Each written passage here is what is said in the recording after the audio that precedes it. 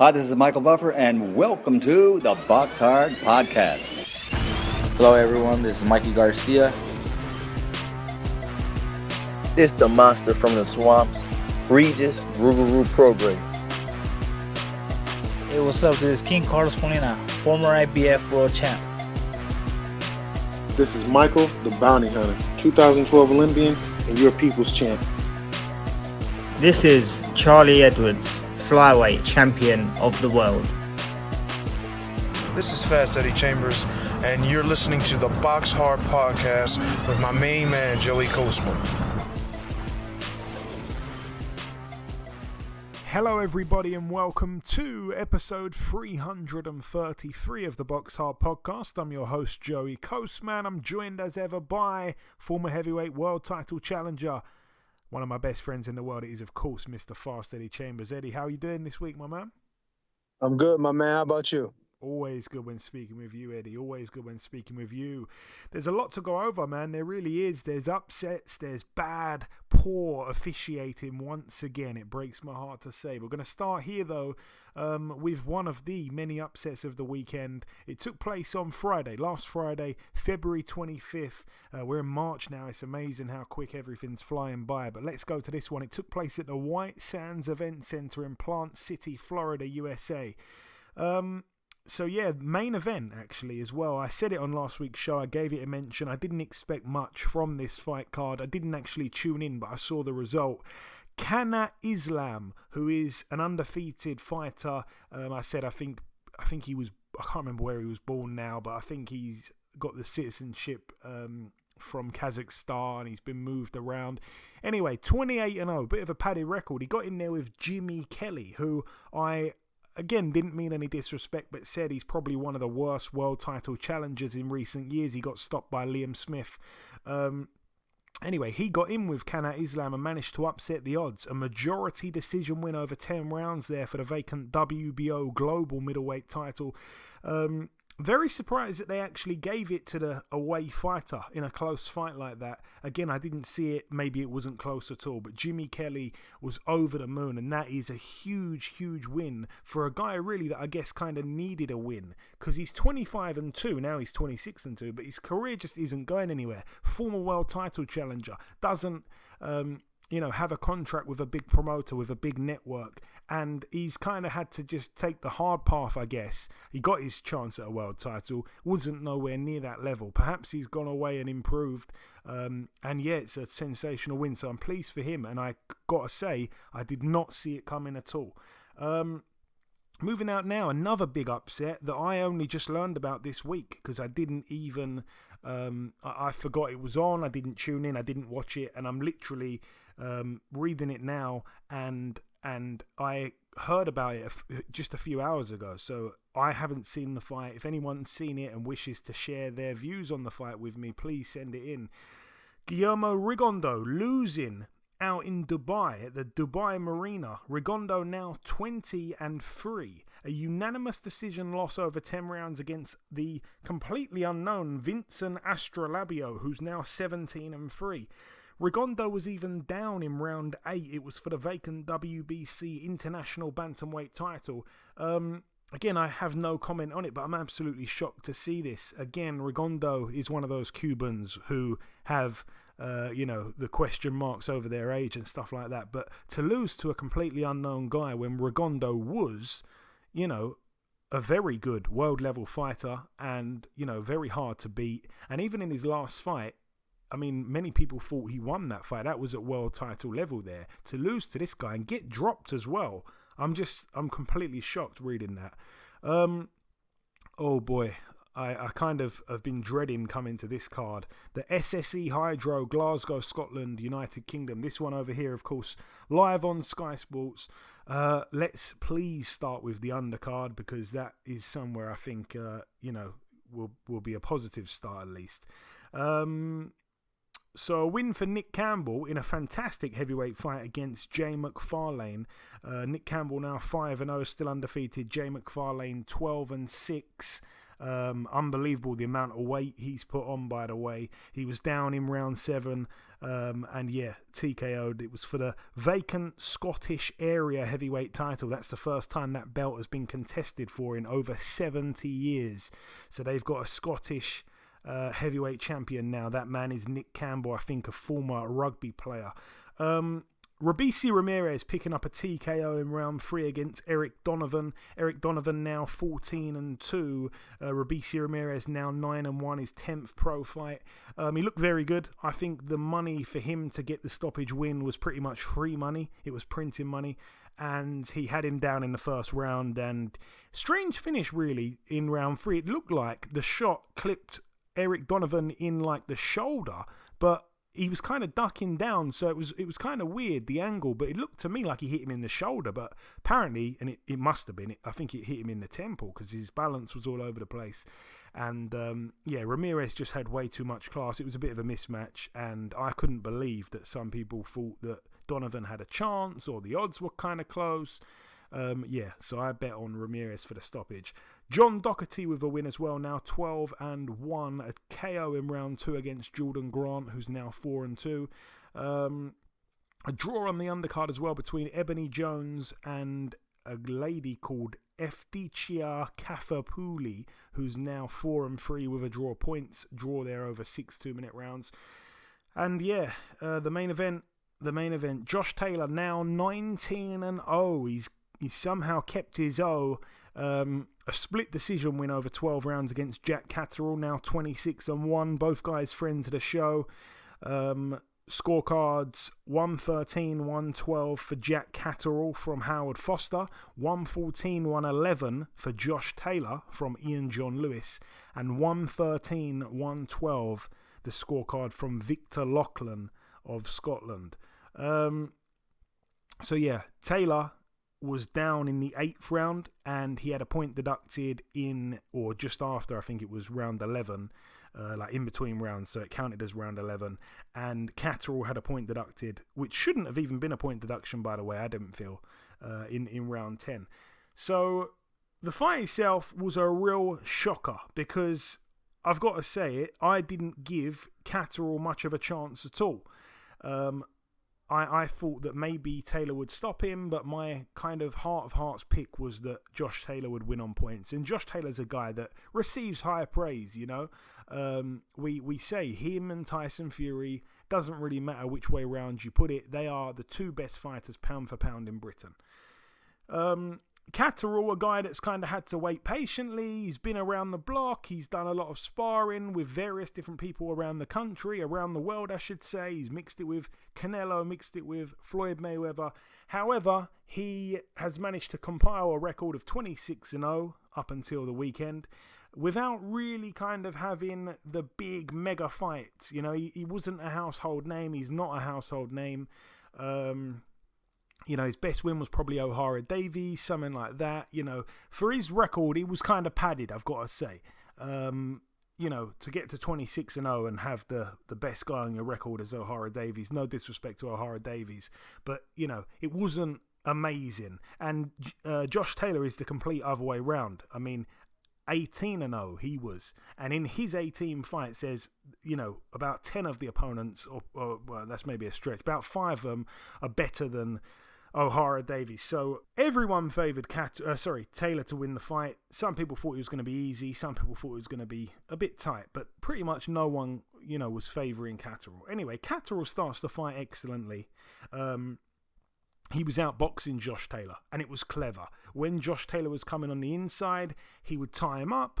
You know, he was outboxing him, not like hugely, like putting a dent in him kind of thing, but just doing enough. Very clever, very clever. You could see that he was kind of, you know, not overusing any energy, and he was thinking about the later rounds as well. You know, it's obviously a championship fight. When he drops Josh Taylor in round 8, it was like a chopping left hand. I was stunned because Taylor, you know, has been in there with you know, big punchers like, you know, Ramirez, like Prograis, certainly. Oh my God. Never really been hurt by these guys, and Jack Catterall doesn't, I mean, you know, apparently he's a big puncher, but his record doesn't suggest it massively, and especially at this kind of level, there's no proof of him being a puncher whatsoever. So he puts Taylor down. As we know, I think Taylor had been struggling with the weight. I mean, I'm not making excuses, but I think, yeah, he had been struggling with the weight, fair enough. But, you know, it's nothing to do with Catterall. Catterall gets credited with a knockdown. It's a great knockdown.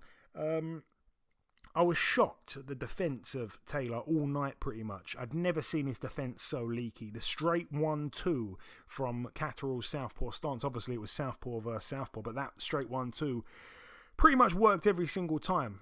A lot of people had it 5-0 after 5 rounds to Jack Catterall. I wasn't strictly scoring it, but I think I had it about 4-1 to Catterall, something like that. Then, of course, that leaves 7 other rounds. That's round 6, 7, 8, 9, 10, 11, 12, right? So that's 7 other rounds. A lot of people, like I say, had it 5-0 for Catterall. So those other 7 rounds there, one of them is a knockdown round in round 8. Let's just pretend that happened in round 6, right? So we've got it 5-0, or let's just say 4-1. Let's say 4-1 to Catterall. I think that is the best case scenario, in my opinion, for Josh Taylor, giving him 1 round in the first 5. I don't think you could have given him 2. Let's just give him, let's see how we get on. Let's give him 1 round.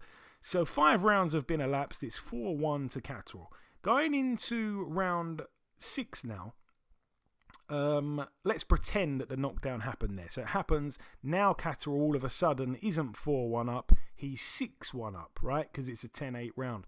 So then Josh Taylor would need 2 rounds, he'd need to win 2 rounds in a row to cancel out that knockdown, that 10-8 round. I hope I'm not confusing people here. So let's say he takes round 7 and 8. So now we've got 9, 10, 11, 12. So that's 4 rounds there. There's a point taken off in one of the rounds. Let's pretend that was the next round. A point was taken off of Catterall. Then the following round, a point is taken off of Josh Taylor. So they both cancel themselves out. Then it leaves 2 other rounds. Let's just give them both to Taylor. He still loses the fight there. You know, he still loses the fight by a point, and that's the very best you can give him. You know, I've seen people, you know, all over Twitter going absolutely crazy. There's a pub, a local pub to Jack Catterall's changed the name of the pub, and they've changed it, I believe, to Catterall's Arms or something like that. The uproar after this has been incredible. Literally everyone has gone crazy, and I'm talking about the most proudest Scottish people. There's people that are, you know, on fight week were saying some crazy things, saying, oh, you know, Brooke Kahn happened last weekend. All the English people loved it because they're both English. Now the very next week we've got a proper fighter here, you know, an undisputed world champion. Where's the hype? Why does no one care? Is it because he's Scottish and not English? I don't buy that stuff for a moment. I just think Brooke Kahn are both, you know, huge names, way bigger names than Josh Taylor, unfortunately, and that's both of them are bigger than Josh Taylor. Brooke is a bigger name than Josh Taylor, certainly worldwide. Certainly in England, to be honest. I mean, he's been in there in big pay-per-view fights on not terrestrial TV, on pay-per-view. You know, he's been in there with Golovkin. He's had the rivalry with Kahn, which, you know, having a rivalry with Kahn makes you big anyway. So those two are huge names. Jack Catterall he's not even invited to the party. He's not a name at all going into this fight. So it's just literally Josh Taylor's fan base. So it was nowhere near the same kind of fight. Hence the fact it wasn't on pay-per-view. Josh Taylor, is he a better fighter than Kahn and Brooke? Absolutely he is. Absolutely. Certainly at this point in their careers. I mean, he's a tremendous fighter. But he doesn't have the same appeal to the casual fans. He's not as big of a star as those two guys. And he didn't have the right dance partner in Jack Catterall for the fight to be bigger. So some people just seem to have a problem understanding that, thinking it's some kind of racism because he was Scottish or something like that. I'm not buying that for a second. That's my opinion. You can agree or disagree, whatever. You know, they get it on. Obviously, it takes place in Scotland. The crowd is with Josh Taylor. Jack Catterall has been waiting 3 years, 3 years for his shot. He's been in that number 1 position for 3 years. He even agreed to step aside while Josh Taylor unified the belts with the other undefeated champion, Jose Ramirez, back in May. He took step-aside money. He flew out there to the US, watched the fight ringside, on the promise that he would get the shot at the winner. Obviously, Josh Taylor wins the fight, and then the fight comes around. So 3 years he's been waiting. And we know every single boxer, when they walk into the gym for the first time, their dreams to become a world champion. He gets a chance to become the champion of the world with 4 different organizations, all 4. So he doesn't get a chance to become world champion, but undisputed world champion. This is incredible for him. He's waited 3 years, gets a chance to fight for the undisputed world titles. Obviously, if you win the fight, your next fight, you're making mega money, life-changing money. You'll never need to work again in your life. Your kids will never need to work in their lives. And he goes over to Scotland, puts his undefeated record on the line, and gets completely and utterly robbed in what I would say is one of the worst robberies I've ever seen. It's certainly top 3. And I watch a lot of boxing. There's some horrendous robberies I've seen over the years. This is one of the worst I've ever seen and ever will see. And like I say, it speaks volumes when the proudest and most passionate Scottish boxing fans and ex-boxers, I don't want to say any names, are actually saying, as proud as I am as being Scottish, I cannot understand that decision. I cannot be bias on this one. I can't be silent on this one. I've got to speak up and say there's no way in the world he won the fight. It was disgusting. Josh Taylor straight away said, I'm going to be moving up. So that means he's going to be vacating all 4 belts. They're all going to go 4 separate ways. Even if Jack Catterall, on the back of this, on the back of the backlash, is mandated to fight for one of the vacant titles, it's not the same. It's not the same at all. Really, he should be right now, as we're speaking, he should be the undisputed, undefeated super lightweight world champion. And in his next fight, he would be making millions. But instead of that, he is probably suffering with mental health problems right now. He's devastated. He's in disbelief at what's happened to him. You know, the whole world is reaching out to him from all over the world. I'm not just talking about UK and Scotland and, Britain. I'm talking about America. Anyone that saw the fight is it's gut-wrenching just watching the fight, let alone imagining how this young man must feel. So he's had his dream ripped away from him, his undefeated streak ripped away from him, and millions of pounds ripped away from him, all in one evening, in front of absolutely everyone. Thousands and thousands of people that were there in attendance, that watched it on TV, that have watched it back on YouTube. The entire fight is on YouTube. The whole world has seen what's happened to him, and nothing is going to happen to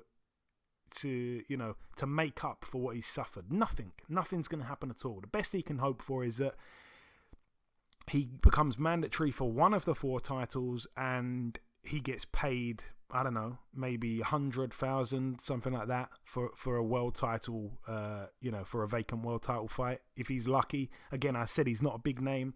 His followers have shot up after this, and he deserves that. But there's no consolation for what he's going through right now. There's nothing, actually, that can be done. The only thing that could have been done is Josh Taylor could have given him a rematch. That's the very least I think he should have done. And a lot of people are saying if he's a true champion, even if he is struggling with the weight, you've got to do it. You've got to do it, even to yourself. Because afterwards in the ring, Josh Taylor said he thought he won the fight. And he said, I think Jack Catterall knows that he didn't win the fight either, It was just, I couldn't believe that he acted like that, to be honest. There's no way in the world that he can truly believe that, especially if he watches it back. But yeah, I am not on board with some of the abuse that's gone to Josh Taylor. It isn't his fault. The judges scored it that way. He did his job fighting in the ring. His family, his wife, they've had death threats. They got children, young children. They've had death threats. They've had to, suffer heaps of online abuse from everywhere, really. Some vile things have been said.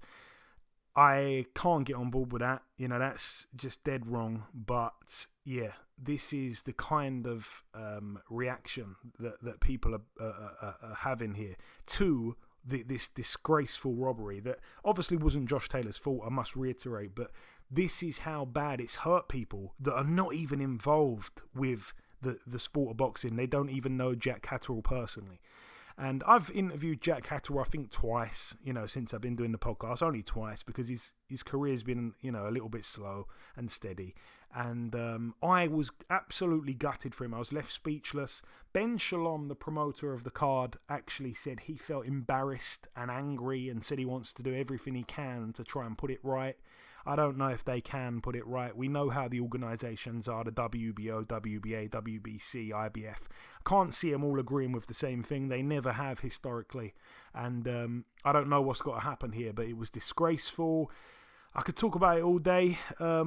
Just devastated for Jack Catterall, I hope he's okay. I really hope he's okay, because I'm going to just say it, and it's deep, but I feel like, people commit suicide every single day for much less than what that man must be feeling right now. His whole world has been ripped apart in front of the world, and there's nothing that can be done to get that moment back. It's never going to happen for him.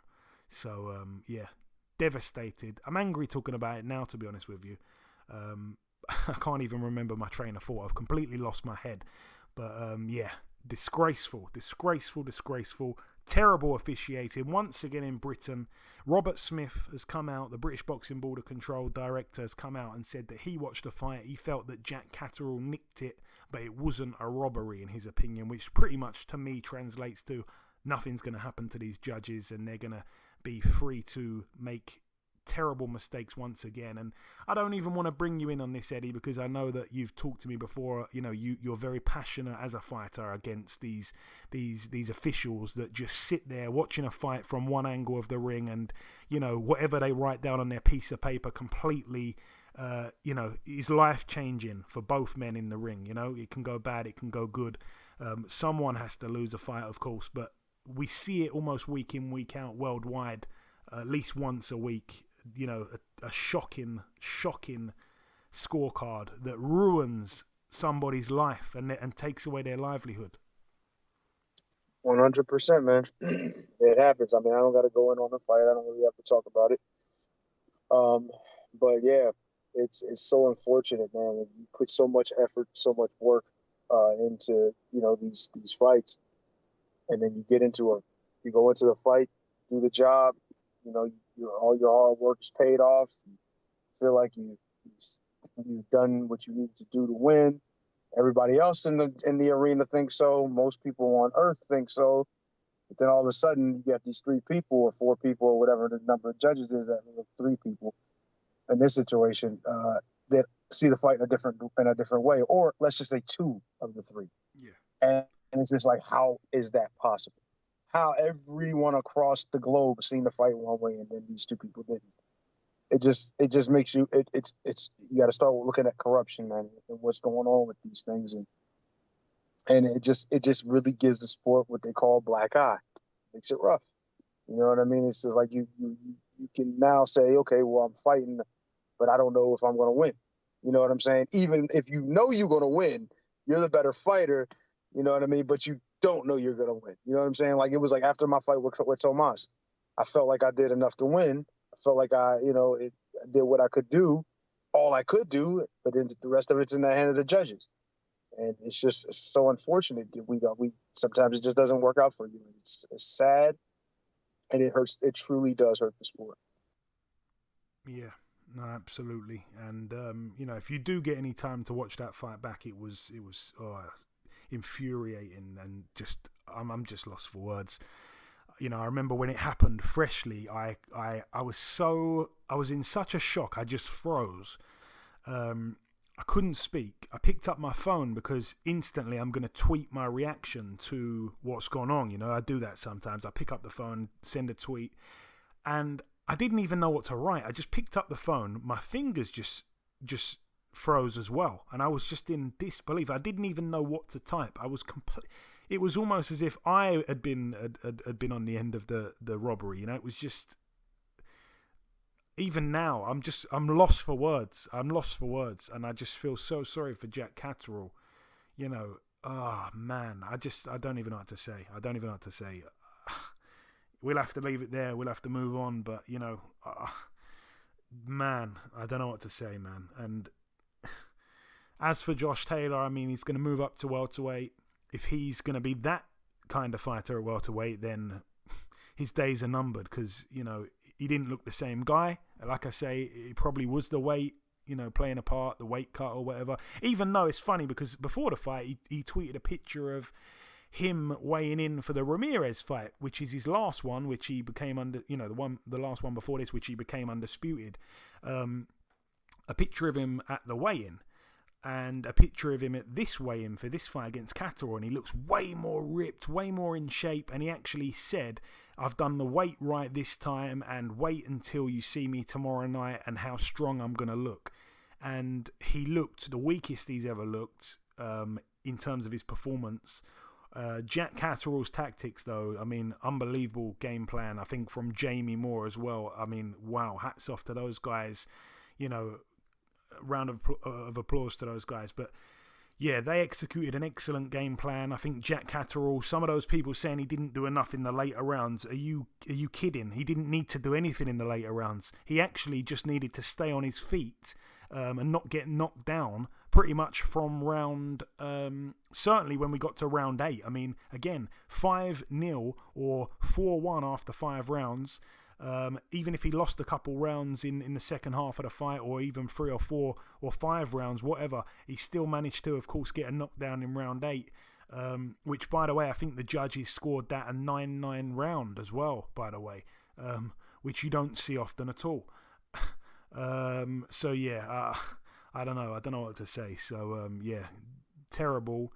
But, yeah, even if he did take his foot off the gas, he could afford to. The fight was won. As soon as he got that knockdown in round 8, the fight was won. He didn't need to do anything in 9, 10, 11, 12. As long as he didn't go down on the floor. And bear in mind, in 9, 10, 11, and 12, he got a 10-8 round because of a point deduction. And Josh Taylor got a 10-8 round because of a point deduction. That only leaves 2 other rounds. It was impossible to give him the fight. But they've robbed him. And I don't know what to say. Is it corruption or just incompetence? I don't know. It's got to be one of them though, because it's, honestly, a chimpanzee could have scored that fight right. But moving on, moving on to out to the States now. I'm gonna have to take a sip of water here, Eddie, because I need to cool down. There we go. I'm back. Okay. Cosmopolitan of Las Vegas in Nevada, USA. This one on Showtime, the PBC here. Some crazy upsets actually on the card. Let's talk about the undercard first though. Friend of the show, Gary Antoine Russell, going in with a record of 14-0, 14 KOs. We had him on last week's show. He got in there with former WBC world champion Victor Postol, 31-4 now. It was for the vacant WBA Continental America's Super-Lightweight title. Gary Antoine Russell now 15-0 with 15 KOs. A TKO in the 10th and final round. Only about 30 seconds left in the fight.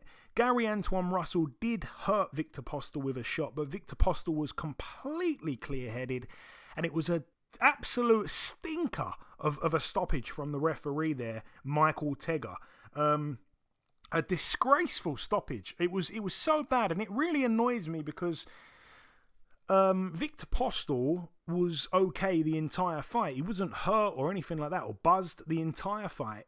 This is a guy who's never been stopped. He's been in there with Josh Taylor, been in there with Ramirez, been in there with Terence Bud Crawford, and he's getting in there with Gary Antoine Russell, who's a friend of the show, who I wanted to win the fight, but it seemed to me like the referee just wanted Gary Antoine Russell's knockout streak to keep going, because the stoppage was terrible. There's 30 seconds left in the fight. Guy's never been stopped. First time he's been hurt in the fight and you've jumped in, and as soon as he jumped in, Victor Postol's looking at him in disbelief, the referee, like, what the hell are you doing? And of course, right after the fight, Victor Postol has got to fly back to the Ukraine, strap up and start defending his country. And I think his wife and I think his twin sons are right there in Ukraine, obviously, where it's a very dangerous place to be right now. So, yeah, even the fact that he had the fight, he probably shouldn't have been in that ring. But to see him get stopped on a BS stoppage, like as if this guy hasn't got enough rubbish going on in his life right now, that made me a bit sick, to be honest. And I do like Gary Antoine Russell, as I said. I'm happy that he's still 15-0 with 15 KOs, still got the 100% knockout streak, but I don't think he deserved a stoppage win based on what we saw there. He may well have completely swarmed him in the last 30 seconds and got the stoppage, and then great, it would have been a really good stoppage, and it would have been fantastic if it was a legitimate, unarguable stoppage, but it wasn't. He was still on his feet, for God's sake. He got kind of staggered into the ropes a little bit, and he was completely clear-headed. It was terrible from Mike Ortega. Elsewhere on the card, Jerwin Ancajas lost his IBF World Super Flyweight title against the completely unknown, undefeated Fernando Martinez, who's now 14-0. Another complete shocker. Not sure what's happened with Jerwin Ancajas. That's the second time he's lost. 33-2 with 2 draws.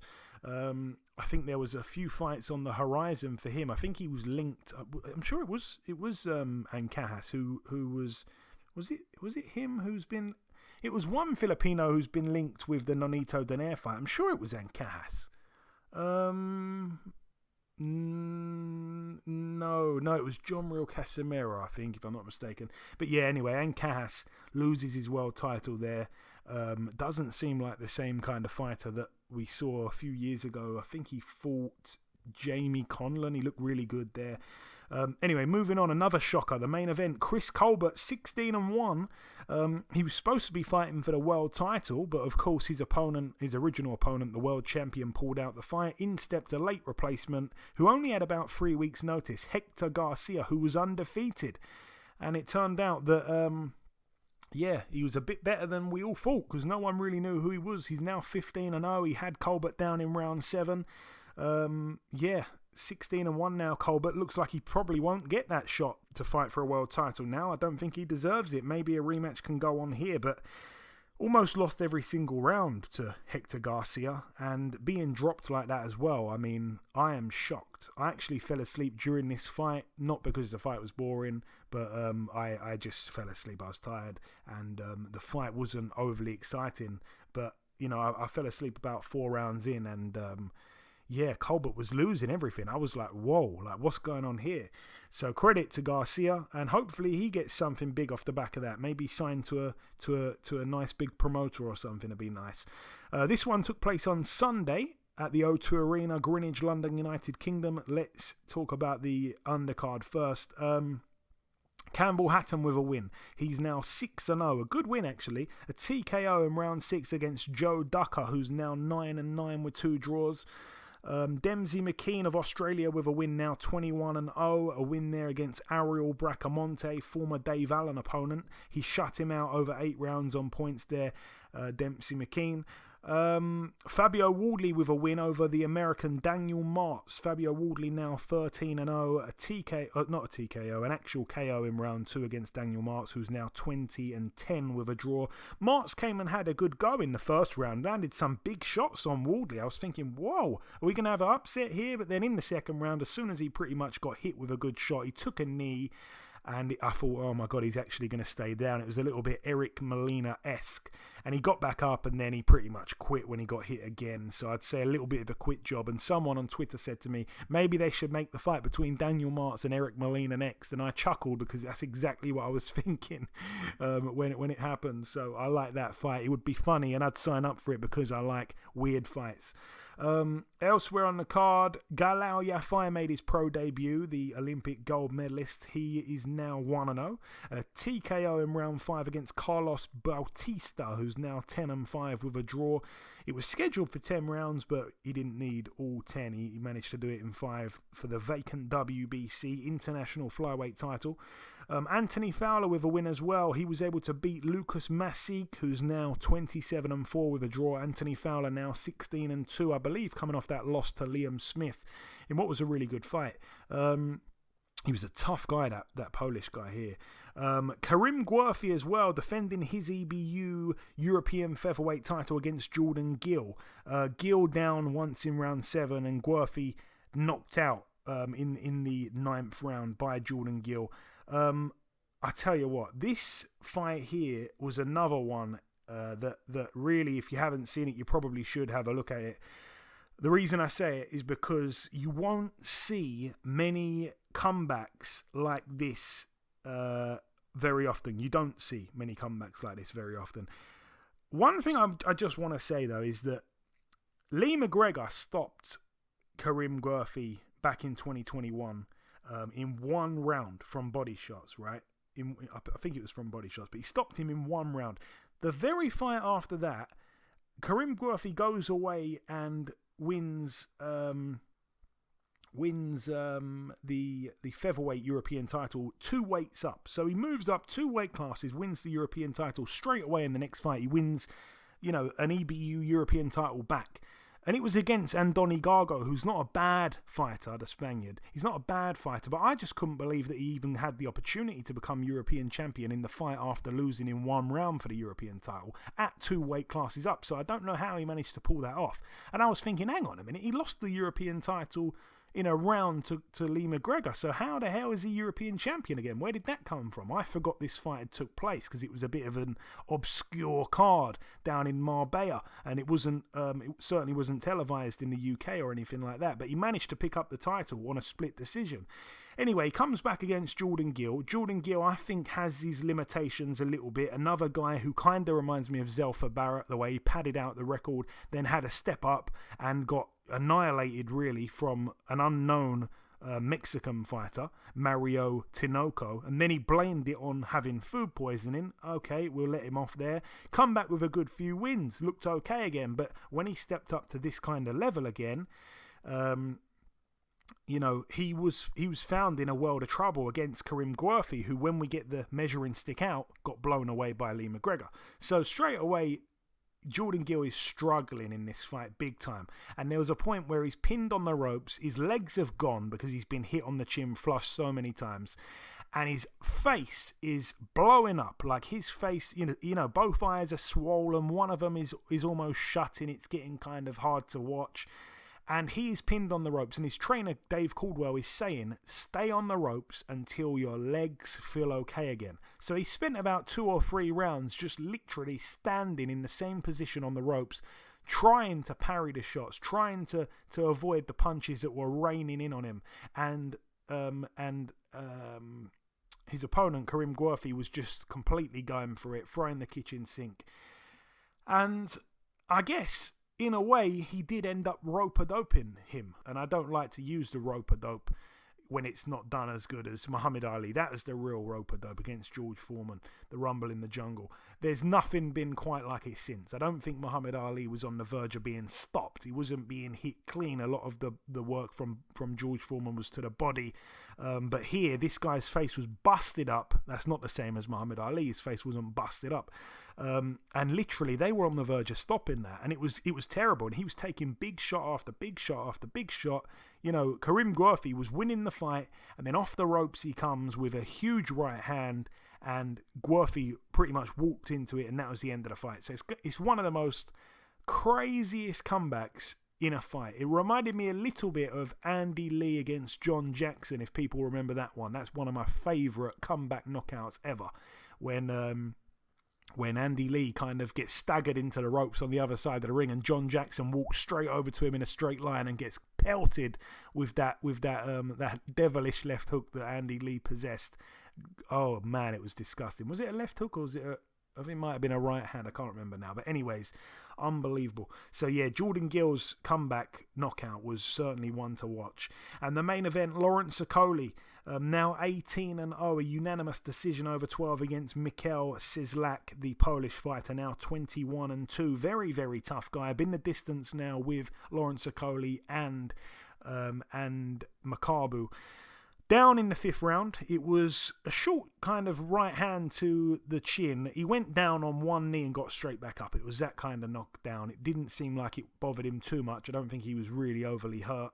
Obviously, a defense of Okoli's WBO Cruiserweight World title. Very pleased with Okoli. He's gone from being a fighter who no one really liked watching fight because it was, just grabbing and stuff like that. He loved a clinch and stuff. And since he's gone with Shane McGuigan, he's actually turned into quite an exciting fighter. But there were times in the fight where he got hit. He got hit quite flush by this guy who, by the way, I think he's a good fighter and I think can come again. But Lawrence Okoli just seems to be, for me, improving all the time. And I'm happy to see his journey unfold. I quite like Lawrence Okolie. I remember picking against him when I thought Isaac Chamberlain could beat him. But, to think where he's gone from, the journey he's been on since then to become world champion. Obviously, we know his journey famously started working in McDonald's. He was like a young chubby kid who got, I think, bullied for his weight or whatever. And then he goes on to be like this tall, I want to say skinny, this tall, long, lanky, 6'5", cruiserweight who, of course, has got a huge punch, went to the Olympics on barely any amateur experience, turns pro, wins a world title double quick, and, everything's going fantastic for him. So I'm pleased for him. I'm really pleased for him. And it was a great, great win against a good, tough fighter. And I think it's the kind of fight he will learn a lot in, especially if they're talking about the Maris Bradis fight next for Lawrence Okolie. That is the fight to make at cruiserweight, and I would love to see it. I think I'd probably favour Bradis over him, to be honest with you, but this is the kind of fight that I think he would need to bank these 12 rounds to be ready for someone like Bradis. And I tell you what, he's got the size, he's got the punch power. We're going to see. The game plan, I think, will be very important against Bradis, and Shane McGuigan is, he's probably one of the best, or is one of the best, to put the plan together. But yeah, that's it though for the review part of the show. It's been quite long. The final thing for me to do in part one is to welcome our special guest this week. Ladies and gentlemen, please welcome the former WBA Super-Lightweight World Champion. It is, of course, Mr. Regis Prograis. Regis, welcome back on the show, my brother. Yeah, brother, what's up with that, man? Thanks for having me back on, bro. How's everything? Everything's good, my friend. You're part of the furniture. You're on the intro every week, so of course it's always a pleasure having you on. So Regis, we last spoke back in March, obviously 2021, almost a year ago, just before that fight on the Jake Paul undercard against Ivan Redkach, the crazy fight that thankfully got changed into a knockout win for you. Since then, though, Regis, everything's moved a bit slow, hence why we haven't spoken. What's been the reason behind that? I mean, I don't know, bro. I think, I guess trying to find the right way to go, I guess. It was a lot of things coming my way, and, we had just, a lot of deals and a lot of offers and stuff coming my way, but it just, nothing seemed like, I don't know, there was the right thing to do until, the whole Probellum thing came along, and, they told, for me, my main thing is that I want to be active, and, nobody could promise me that I'm going to be active, so, when the whole Probellum thing came about, because they told me three things. They told me I'll fight for a world championship again in 2022. I'll stay active, and I'll fight all around the world. And that's three things that I definitely want to do. So, and especially of course the staying active part. So I think this year 2022, I'll definitely be moving way quicker. I'll basically be catching up for lost time, I think. Yeah, that was going to be one of my questions. I was going to ask, obviously, you had just one fight in 2020. I mean, some people didn't even fight, so you can't read into that too much. It was a crazy time in the world. Obviously, one fight in 2021. I was hoping that we are going to see you at least 2 times in 2022. It sounds like that. Let's talk about this upcoming fight, Regis. It's been made. You're going to be boxing. You spoke about fighting around the world. First stop here, Dubai, March 19th against Tyrone McKenna. How much do you know about Tyrone McKenna, Regis? Because if you didn't know anything about him, you were perhaps a matchmaker. You looked at his stats and saw that he's a 6'1" southpaw at 140. Some people would say next, but you've taken this fight, of course. Yeah, I mean, that's just, listen, bro, for me, I told you I want to be a world champion again, so it doesn't matter the name. Whoever they put in front of me, that's who I'll fight. I don't care. I just want to be a champion. So that's the name they gave me. So it's all right, that's cool. That's the name. They told me I could fight him. And then I think the whole thing came about it was when, of course, me and Josh Taylor, we go at it on Twitter sometimes, and I think I said something about Josh Taylor, and then he kind of jumped in. He said something, and I was just like, who the fuck is you? And then that's kind of when, that's when I found out who he was. And, I think it was a few months past, and, my manager told me that's who I might fight. I was like, shit, all right, let's make it happen and make the fight happen. And at first, I didn't know if it was going to really happen or not, but, it seemed like it's going to happen. Yeah, absolutely. And I think, if I'm not making this up, I'm pretty sure I saw you tweet something that I think you'd gone to Dubai and said it's one of your favorite places. Am I making that up? No, you definitely not making it up, bro. I mean, Dubai is fire. Dubai is definitely it's just a real, real nice place in Dubai. So just to be fighting over there, bro, like I just, I can't. It's definitely a special opportunity for me, and I just, can't wait to go over there again. Yeah, because I think if I'm not mistaken, I saw you on the beach, a picture of you on the beach or something. But yeah, of course, you're going back there. You're going back there now for business. Talking of Tyrone McKenna, he's been down before off of body shots. Obviously, him being tall, you being a lot shorter than him here.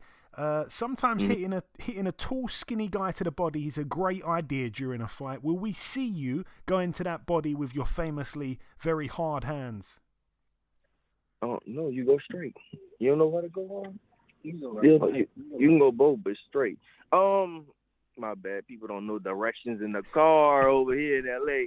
But nah, man. Yeah, whatever he gives me. I mean, body, head, whatever. I'm just gonna. For me, I go out there and I do me. I do what I gotta do, and it doesn't matter, where I'm gonna hit you. I'm gonna hit him somewhere, and it's gonna hurt. Wherever I hit him, it's gonna hurt him. Okay, and I heard at one point that you were perhaps moving up to welterweight. Is that not happening now, or did I hear that wrong? No, I don't. Yeah, you definitely had to hear that wrong, cause I'm staying at I told everybody, man, my goal is to be a champion again at 140. Before I go up to 147, my goal is to be a champion at 140. So yeah, I'm not even thinking about that until I become a champion at 140 again. Okay, I think a lot of people were maybe for some reason linking you with a fight against, I think it was Crawford at 147. I don't know where it came from, but maybe I don't know. just... I think Bob Arum said that, man. Bob Arum was like, yeah, he can fight Crawford. I was like, I don't know what the hell Bob talking about, because I ain't even going to 47. So Bob was just throwing names out there, I guess. But yeah, I'm not going to 47 until I be a champion to get on 140. And then after that, I'll probably go up to 147. But, for me, man, it all depends, because right now it's a lot of smoke. It's a lot of big fights coming to 140 right now. I think 140 might be the hot division.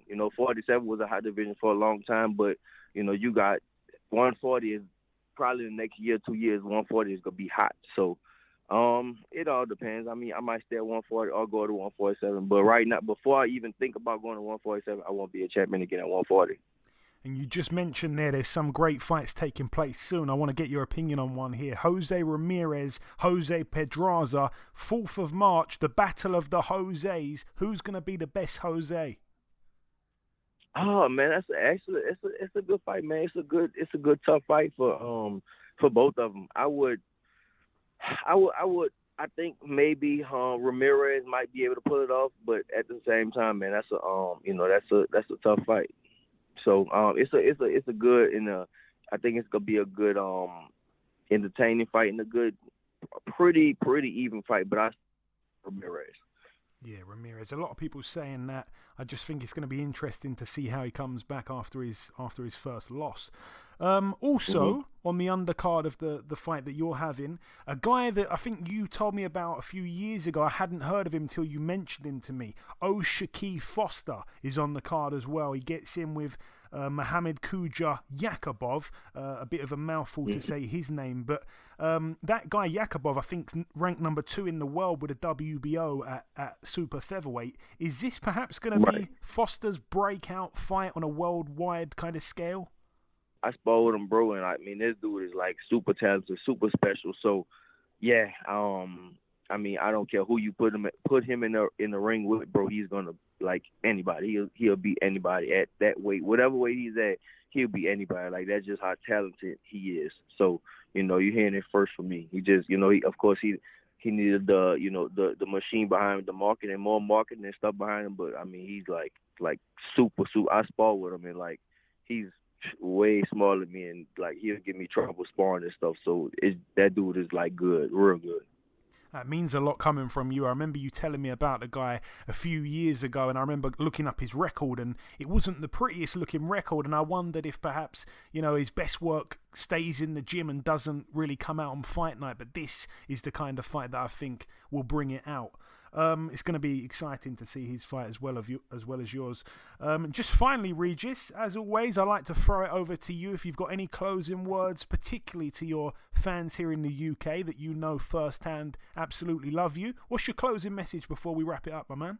First off, man, I love my fans in the UK, of course. Always love my fans in the UK.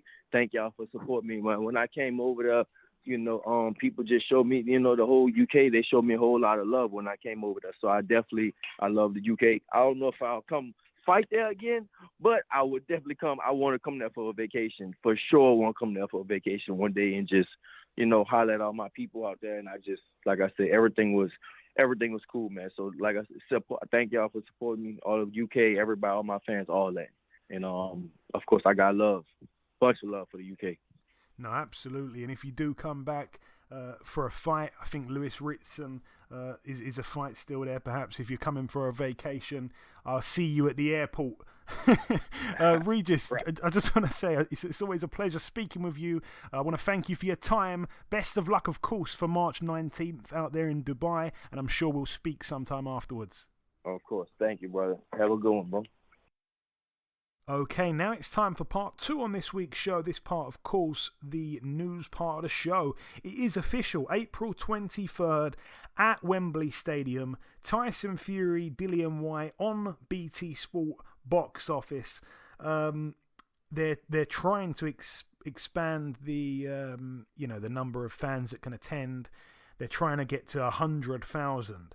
And there were tickets on sale this week. They went on sale on Wednesday. And someone put up a screenshot on Twitter. This is incredible, Eddie, actually. You're going to like this. They went on sale, I think, maybe 12 noon or 12:30, something like that. Someone I know went on the ticket website, Ticketmaster, and joined the queue of people queuing up to buy tickets. But the problem is he had done this an hour and a half after they'd gone on sale. So obviously, lots of tickets would have been sold in the first hour and a half. So he joins the queue an hour and a half later. So let's say this is, 2 o'clock, something like that. And he was in the queue and 167,000 people were in front of him on the queue. So it would appear that it's going to sell out. We shall see. There's a lot of window shoppers. We know this. I don't know why they join the queue and make it trafficky for all the people that want to buy tickets. But, there's going to be people on there, of course, buying. No one's going to just be buying one ticket. So if everyone bought one ticket, they would already sell out 150% of the arena. But no one's going to be going on their own. People are going to be going in groups of, 2, 3, 4, 5, 6, 7, 8, 9. Who knows? Lots of people are going to turn out for it. Will it completely sell out on the night? I'm not sure. I don't think so. To be honest, I actually don't think they're going to sell it out. Tickets start at £55 at the very top of the stadium in the worst view possible, and you're going to need binoculars in Wembley Stadium to see the ring. But hopefully there'll be a big screen, and of course it's going to be massive atmosphere. And if you were going to be staying at home paying £25, then you've saved that by going to the arena and watching the fight live. So take that away from the £55, and you've paid £30 on top of what you'd have paid if you stayed indoors to be there.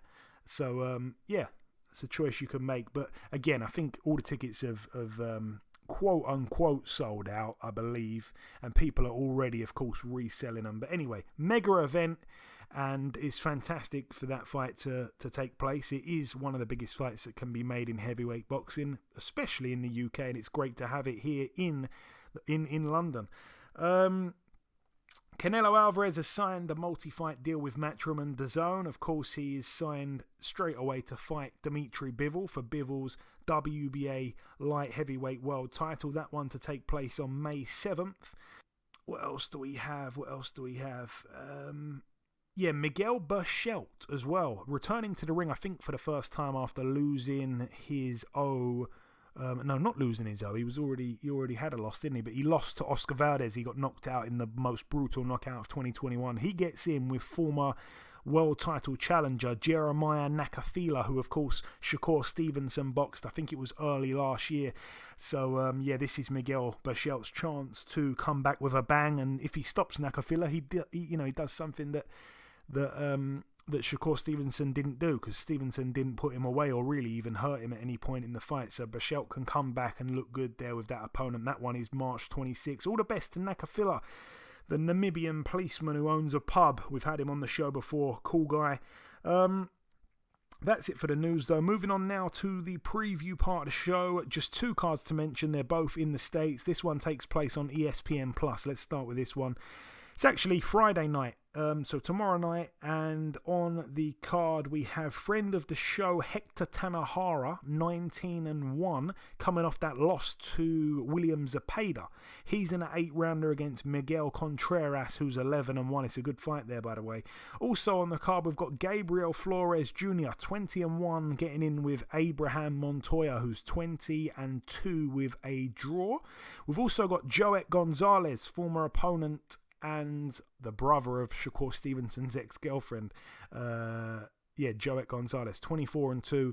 As I say, that was quite confusing. He's the brother of Shakur Stevenson's ex-girlfriend, and of course they both famously fought for a world title in which Shakur Stevenson beat up his girlfriend's brother for the world title. Unbelievable. He's since left her, got with a new lady, and has had a baby.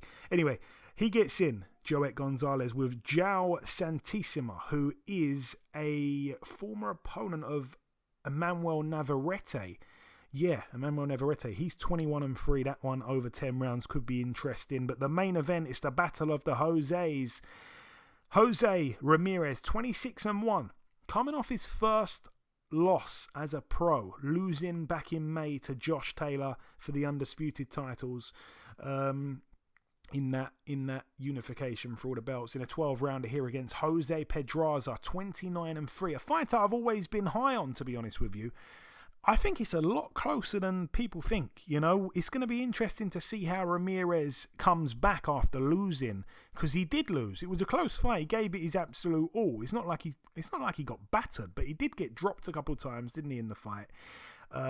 So it's going to be interesting to see how he comes back as well, because Pedraza is probably the more experienced, been in there with some good fighters and stuff like that. Still only has that one stoppage loss to Gervonta Davis back in 2017, but he's been in there with the likes of Vasyl Lomachenko, and gone the distance with him. Been in there with Jose Zepeda, been the distance with him. And yeah, he's coming off a decent little run, to be honest with you. So I really like that fight, and I'd like to see... I don't want to say who I'd like to see win. I don't really care, to be honest. I think Jose Ramirez has done a lot for charity. I like him because of that, but I've got a soft spot for Pedraza for absolutely no idea why.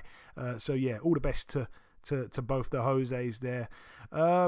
And this one takes place, a final card to mention. It's on DAZN Saturday at the Pechanga Arena in San Diego, California, USA. It's unfortunate, but it looks like I'm not going to have a chance to use any of my Mexican/Spanish pronunciation here. It's unfortunate this week.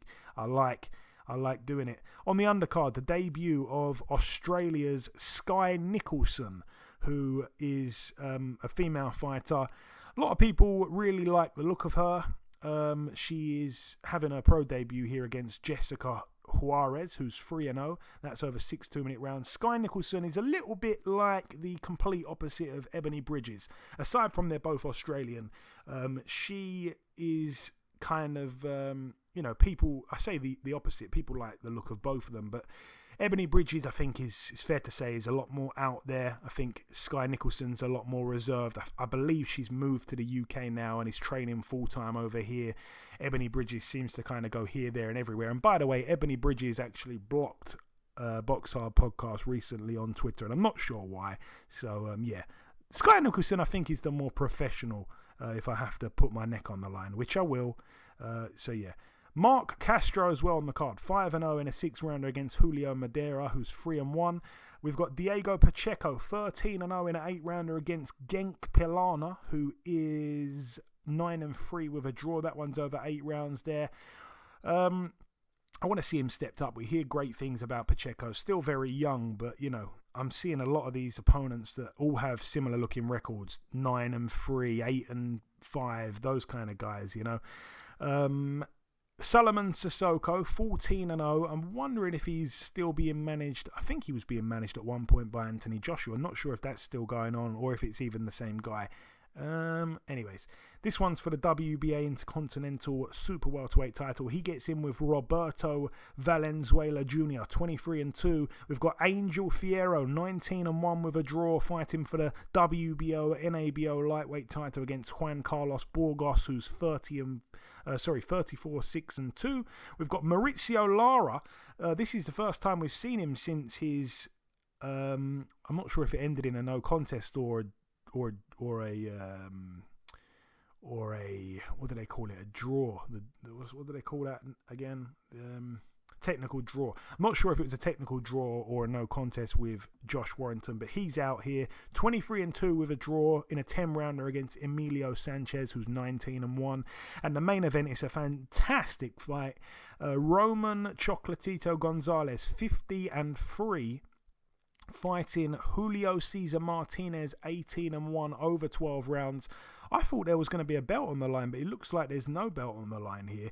The fabulous thing about this is that Chocolatito, of course, was going to be fighting in a rematch with Estrada, wasn't it?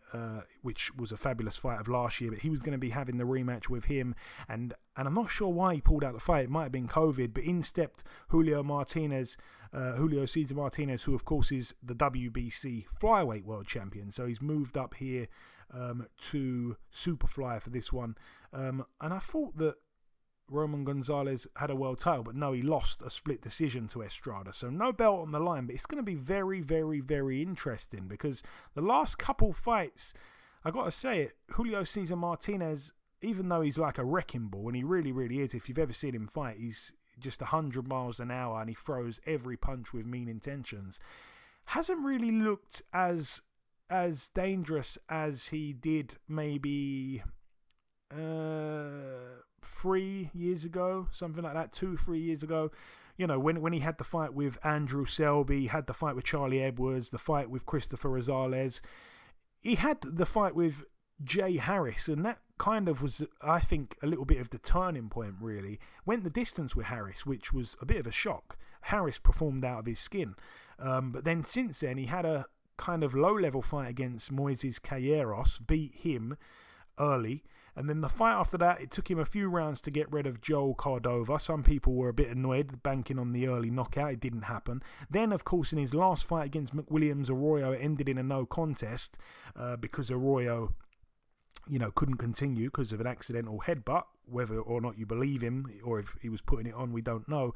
But he was also down himself in the first round, and that was a shock as well. So I'm not sure if kind of the in-your-face blow-for-blow style has burned him out a little bit, just a little bit.